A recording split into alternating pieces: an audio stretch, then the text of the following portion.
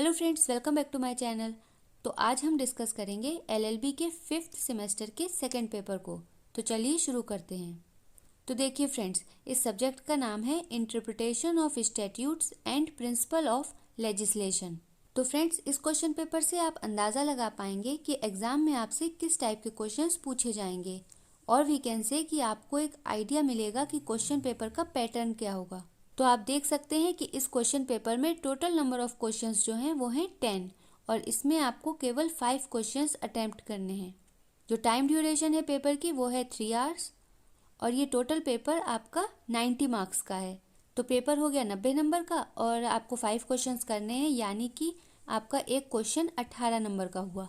तो जैसा कि आप देख सकते हैं कि इसमें लिखा है क्वेश्चन नंबर 1 इज़ कंपलसरी। तो जब भी आपको क्वेश्चन पेपर मिले, इस बात को अच्छे से चेक कर लीजिएगा कि कहीं उसमें ये तो नहीं लिखा है कि क्वेश्चन नंबर 1 जो है वो कंपलसरी है।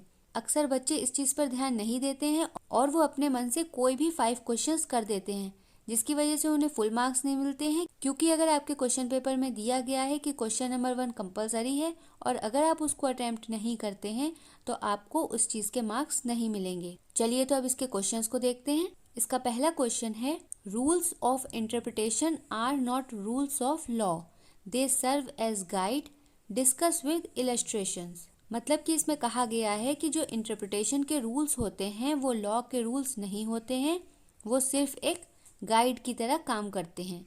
इसे आपको इलस्ट्रेशंस के द्वारा समझाना है, यानी कि डिस्कस करना है। हिंदी वाले स्टूडेंट्स देखिए, निर्वचन के नियम विधि के नियम नहीं हैं, वे मार्गदर्शक का कार्य करते हैं। दृष्टांत के साथ विवेचना कीजिए। तो फ्रेंड्स, ये क्वेश्चन आपके एग्जाम के पॉइंट ऑफ व्यू से बहुत ही इंपॉर्टेंट क्वेश्चन है, क्योंकि जैसा कि आप देख सकते हैं कि सब्जेक्ट का नाम ही है इंटरप्रिटेशन ऑफ स्टैट्यूट्स। तो एग्जाम में इससे रिलेटेड एक क्वेश्चन ज़रूर आता है। तो इंटरप्रिटेशन से रिलेटेड क्वेश्चन बहुत ही इंपॉर्टेंट क्वेश्चन होता है। चलिए तो अब देखते हैं अगला क्वेश्चन। तो इसका सेकेंड क्वेश्चन है, ordinarily penal statutes are construed strictly, but where the thing is brought within the words and the spirit, the penal enactment is to be construed like any other instrument, discuss. तो friends, इसमें आप देख रहे होंगे कि construed word लिखा है। इसका क्या मीनिंग होता है? तो कंस्ट्रू का मीनिंग होता है अर्थ लगाना। अगर आप चाहें तो लिख भी सकते हैं कि कंस्ट्रू का मीनिंग होता है किसी बात का विशेष अर्थ लगाना, यानी किसी बात को विशेष ढंग से समझा जाना। In English we can say to understand the meaning of something in a particular way is known as construe. इस क्वेश्चन का मतलब है कि सामान्य तौर पर पीनल स्टैट्यूट्स को स्ट्रिक्ट समझा जाता है, लेकिन जब कभी भी कोई ऐसा विषय होता है जो वर्ड्स या फिर स्पिरिट के अंतर्गत आता है, यानी कि शब्द एवं भावना के अंतर्गत आता है, तो पीनल इनैक्टमेंट को किसी अदर इंस्ट्रूमेंट की तरह ही समझा जाता है। इसे डिस्कस करिए। हिंदी में देखें तो लिखा है, सामान्यतः दंडात्मक संविधि का अध्ययन कठोरता से किया जाता है, किंतु जब विषय शब्द एवं भावना के अंतर्गत आते हैं तो दांडिक विधान निर्वचन किसी अन्य दस्तावेज की तरह किया जाता है। विवेचना कीजिए। इसका अगला क्वेश्चन है, explain presumptions relating to operation of statutes refer to decided cases. मतलब कि आपको उन प्रिजम्पशंस को एक्सप्लेन करना है जो ऑपरेशन ऑफ स्टैट्यूट से रिलेटेड हैं, और साथ ही एक डिसाइडेड केस को भी बताना है। हिंदी में देखें तो कहा गया है, संविधियों के प्रवर्तन संबंधी उपधारणाओं की व्याख्या कीजिए, निर्णीतवाद भी संदर्भित कीजिए। यानी कि आपको यहाँ पर एक केस लॉ भी बताना पड़ेगा। चलिए तो देखते हैं इसका अगला क्वेश्चन। इसका अगला क्वेश्चन है, why mischief rule is called as purposive rule, state with illustrations the situations where it is applied. यानी कि इसमें कहा गया है कि मिसचीफ रूल को परपोजिव रूल क्यों कहा जाता है। State with illustrations the situation where it is applied, मतलब कि आपको उन सिचुएशंस को इलस्ट्रेट करना है जहां पर ये अप्लाई होते हैं। हिंदी में कहें, रिष्ट नियम को उद्देश्यात्मक नियम क्यों कहा जाता है, दृष्टांत सहित उन अवस्थाओं को बताइए जहां इसे लागू किया जाता है। इसका नेक्स्ट क्वेश्चन है, डिस्कस द फॉलोइंग। पहला है पार्लियामेंट्री हिस्ट्री, और दूसरा स्टेयर डिसीजेस। हिंदी में कहें तो निम्नलिखित की विवेचना कीजिए। पहला है संसदीय इतिहास, और दूसरा है निर्णीतानुसरण। इसका नेक्स्ट क्वेश्चन है, distinguish between internal and external aids, explain importance of preamble.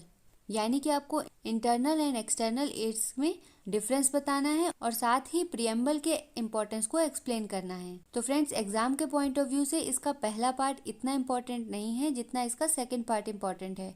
यानी कि प्रीएम्बल से रिलेटेड क्वेश्चन एग्जाम में ज़रूर आता है, तो इस पार्ट को ज़रूर याद कर लीजिएगा। और अगर चाहें तो इसे कॉपी में लिख भी सकते हैं कि ये एग्जाम के पॉइंट ऑफ व्यू से इम्पोर्टेंट क्वेश्चन है। हिंदी में देखें तो इसका मतलब है आंतरिक एवं बाह्य सहायकों में अंतर कीजिए, उद्देशिका के महत्व की व्याख्या कीजिए। चलिए तो अब देखते हैं इसका नेक्स्ट क्वेश्चन। इसका नेक्स्ट क्वेश्चन है discuss the following. First is harmonious construction and second one is doctrine of colourable legislation. तो फ्रेंड्स, एग्जाम के पॉइंट ऑफ व्यू से ये क्वेश्चन भी बहुत इंपॉर्टेंट है और इसका जो सेकंड पार्ट है यानी कि डॉक्ट्राइन ऑफ कलरेबल लेजिस्लेशन, ये भी एग्जाम में अक्सर पूछा जा चुका है, तो इसे भी आप इम्पोर्टेंट मार्क कर लीजिए। हिंदी में कहें तो हिंदी में है निम्नलिखित की व्याख्या कीजिए। पहला है सौहार्दपूर्ण निर्माण और दूसरा है छद्म विधान का सिद्धांत। तो चलिए देखते हैं इसका नेक्स्ट क्वेश्चन। इसका नेक्स्ट क्वेश्चन है state the circumstances when parliamentary history is useful aid to interpretations, refer to case law.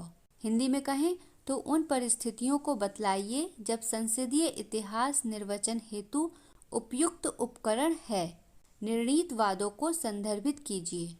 चलिए तो देखते हैं इसका नेक्स्ट क्वेश्चन। इसका नेक्स्ट क्वेश्चन है explain the importance of presumptions in the interpretation of statutes and discuss the rule of interpretation of presumptions against violation of international law.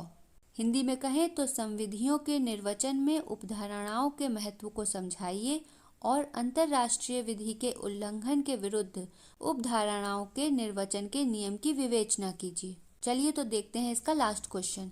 इसका last question है right short notes on any two of the following. यानी कि निम्नलिखित में से आपको किसी भी दो टॉपिक पर संक्षिप्त टिप्पणियां लिखनी है। इसका पहला है डिक्शनरी, हिंदी में शब्दकोश। दूसरा है कंस्ट्रक्शन, हिंदी में अर्थान्वयन। तीसरा है टाइटल यानी कि शीर्षक और चौथा है उत्रेस मैजिस वलियत क्वाम परियत, यानी कि अमान्य से मान्य करना अच्छा है। तो फ्रेंड्स, एग्जाम के पॉइंट ऑफ व्यू से इसका फोर्थ पॉइंट जो है वो बहुत इंपॉर्टेंट है, इसे भी इंपॉर्टेंट मार्क कर लीजिए क्योंकि अक्सर एग्जाम में इस टाइप के क्वेश्चंस ज़रूर पूछे जाते हैं। तो आई होप आज की वीडियो से आपको अपने आने वाले एग्जाम में ज़रूर हेल्प मिलेगी। तो इस क्वेश्चन पेपर को अच्छे से देख लीजिएगा ताकि आपको एक आइडिया मिल जाए कि आपके एग्जाम में किस टाइप के क्वेश्चंस पूछे जाएंगे। तो इस वीडियो में इतना ही, मिलेंगे अगली वीडियो में कुछ और नए क्वेश्चन पेपर्स के साथ। तो चैनल को सब्सक्राइब करना बिल्कुल भी मत भूलिएगा। Please click on subscribe and press the bell icon. Thanks for watching.